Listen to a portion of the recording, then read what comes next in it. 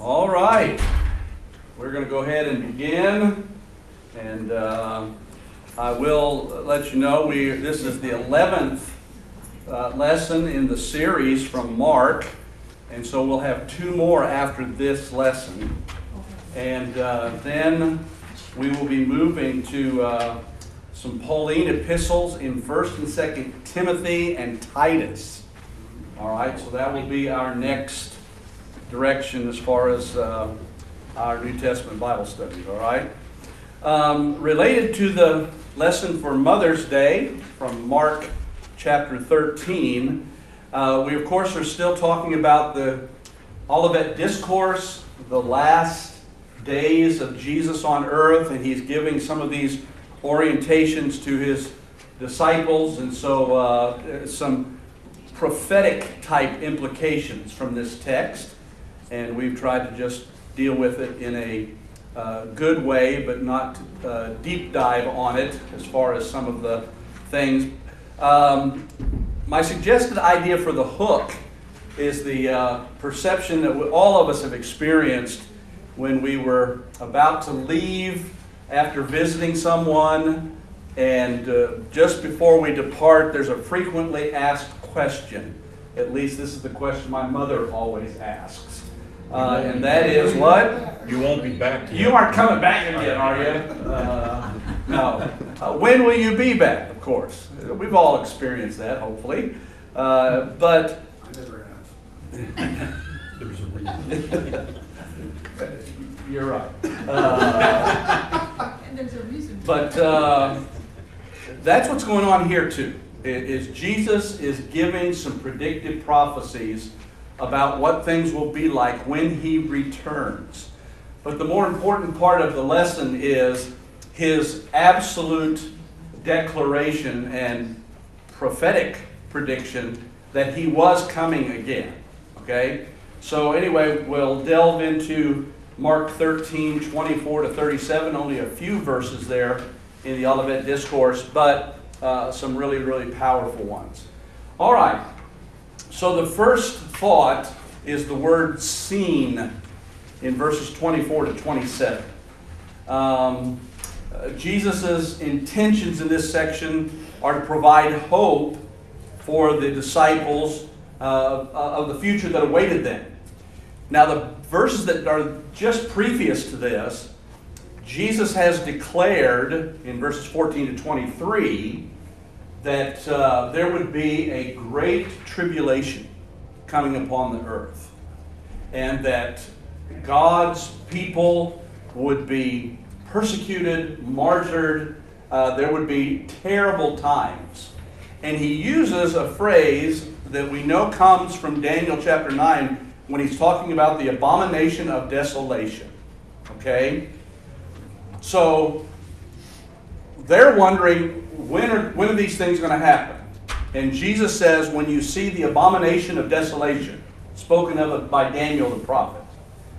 Well, the thing you need to understand is, a lot of people thought that this was fulfilled when Jesus states the temple will be destroyed, and that happened 40 years after this prediction. So there were those, and I even included in the thought in the text, the notes, that for a lot of these Jewish people, the destruction of Jerusalem and the destruction of the temple, to them was paramount to the end of the world. Well, obviously, that was not the abomination of desolation that was going to usher in the return of Jesus and him establishing his millennial kingdom. That did not happen in 70 A.D.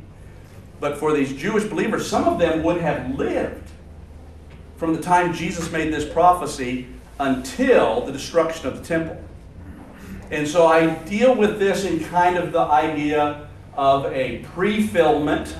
The destruction of the temple and Jerusalem was an example of what was going to happen, kind of a pre-fulfillment to the abomination of desolation, but not the ultimate fulfillment of it, which will happen at the time of the tribulation. Do you have an estimate of what year Jesus died? Really close to 30. Yeah. Remember, he was actually born He's been 40 4 years BC. Yeah. 33 and a half years old. Some people will just automatically talk about it being 33 AD on his death. It was probably closer to around either late 29 or 30. Spring of 29 or spring of 30. Do you have any different opinion on that? Yeah. So yeah, 40 years later. Yeah, that's the whole point. Yeah. 40 years later, and he talks about in this text, this generation shall not pass away, right? And the debate is, well, what's that mean? Okay, we delve into it a little bit. All right, so the next bullet there, after that tribulation, he's now trying to give them some encouragement that that is not the end of the world, and it's not necessarily the immediate sign of his return. But he talks about signs in the sun and in the moon, which again are not specifically being quoted from the Old Testament. But the Old Testament does have many scriptures that ties these heavenly wonders to the day of the Lord, the return of Christ. And so that's what that's all about. Of course, it talks about stars falling on the earth, and we know literally stars don't literally fall on the earth, but if you've ever been out under the sky when there was a meteor shower, you understand that that's exactly what you think or look about is stars falling. And no doubt from their perspective of time, that's exactly what the reference was, okay? But he's talking about the arrival of the day of the Lord. All right. At that time, the next bullet, verse 26, then shall they see him. And this is all talking about his literal second advent, his coming again. And it talks about the whole world seeing him. It sounds a lot like our age, right? Fox News, CNN, all other news outlets are going to show this. And it says that he comes in the clouds with power and great glory. So whereas Jesus the first time came with the process of redeeming the earth and redeeming mankind, he came humbly, he came as a servant, he came as a sheep before his shears was dumb, so he opened not his mouth. But in his second coming, the whole world will see it. He's coming in power and great glory. Okay? And then verse 27 talks about the timing is going to be perfect. It's when God is ready for all these things to happen. And Jesus says he will send his angels and shall gather together all those who belong to him. Now I want you to make sure you understand really the concept of this, because he talks about the angels going to the four winds, which references the universe, really. I mean, it's the idea of everywhere on the planet. But he talks about his elect. He's going to gather his elect. And I don't want you to stumble over that, as some people have, what that means.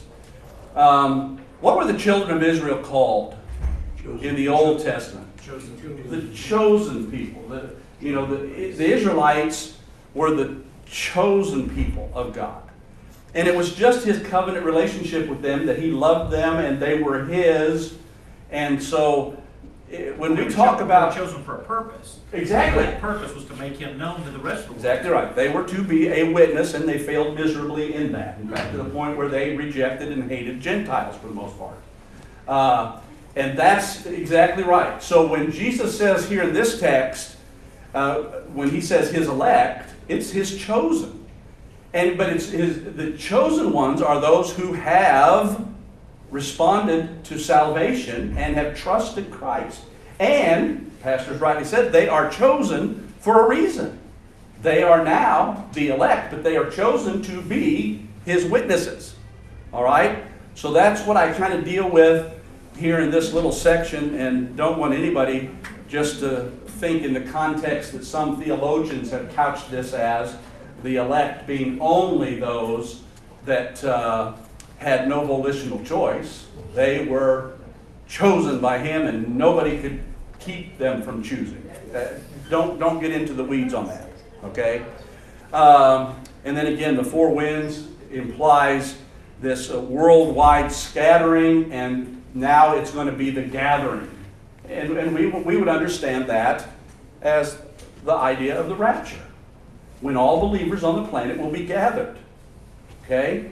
And so that deals with this visible return of Jesus that he's prophesying will take place after this great tribulation. But it's not the abomination of desolation that is in any way associated with the destruction of the temple in 70 AD. It's this future abomination of desolation, which we equate with the tribulation period, right? And so those events will happen rapidly when in the end of times all of these things come to pass, and it will usher in this generation that will not will see the coming of all these things happening in rapid order. Okay? So he's trying to give them assurances that when all of these things start to happen, they need to know it's the part of the plan. So Jesus is trying to calm their fears. So he once again states the certainty of his return. I will come again, that where I am, there you may be also. Okay? But he uses an illustration in verses 28 to 31, and it's about the fig tree. And it's not really, in this instance, it's not really so much the application of Israel as it is just a normal, natural spring event. When the fig tree puts forth its leaves, you know that summer's about to come. And then he goes on to say, when you start to see some of these things come to pass, know that the time is about to be fulfilled. And that's what he's talking about when he says, without being specific about the time, Jesus wants us to realize certain prophesied occurrences are unalterable. When these things start to unfold, then know for a certainty it's going to happen. His return is imminent. And then he speaks about, again, this generation shall not pass away till all these things be fulfilled. And the generation, I deal with that a little bit again, as I just did previously, about whether it's the time of the temple or the time of the actual end. All right. And of course, by the actual end, I mean prior to his physical return and the physical establishment of the millennium. All right. Verse 31 deals with the fact that heaven and earth shall pass away.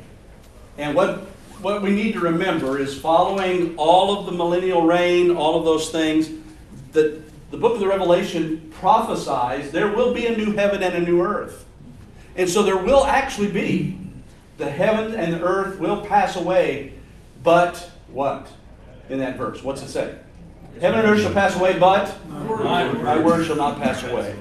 And so that's why I just, without going into much detail about it in this lesson, recognize the profundity of the latter part of the verse. The words of Jesus are more enduring than the universe. Amen. All right? My word shall not pass away. All right. Then the latter part of the text, he's just saying, be ready. It can happen anytime. Watch. And he gives the illustration, and it's very pointed at him. Because he says, the Son of Man was leaving for an extended journey. Right? And the date of his return was uncertain. They wanted to know when it was. And in this text, he said it's God. God alone knows exactly when. But what you need to be ready for is you need to be watching, waiting, right? And he talks about the servants that are supposed to be fulfilling their responsibilities in his absence. He talks about the porter, who would be the main protector and security of the householder's family in his absence. Now that's an important thing. In the story, just the householder is leaving for a journey. So he's actually leaving his family. And it's the responsibility of the porter, the one that has this very heavy responsibility of watching and waiting, to be a protection for even the family that's left. Well, by implication, we have oversight responsibility and encouragement responsibility to the entire family of God that are here. And we need to be waiting and watching and encouraging everybody else to do that too. Because we never know when he will return. We must not fall asleep. And the day of the Lord will come. And Jesus left the alert. I say unto you all, watch. All right, that's verse 37. So, when are you coming back? That's what we say to loved ones when they leave. Well, we're waiting excitedly for the return of Jesus too. When's he coming back? Any day. And we need to be watching and waiting. All right? So I think you'll have a good time with this lesson. And yes, Jim. The abomination of desolation business, that's got to do with the Antichrist and It does. desecrating the temple. It does. Yeah. And there's a pre-fulfillment of that during the period of the Maccabees when Antiochus Epiphanes goes in and desecrates the temple of God, the first temple, and offers swine's flesh upon the altar. But in the tribulation period, there will be the temple, and the Antichrist at the midpoint of the tribulation, 3.5 years in, he's going to turn the temple of God in Jerusalem to a temple that worships him. And that's the abomination of desolation fulfillment prophesied in Daniel 9.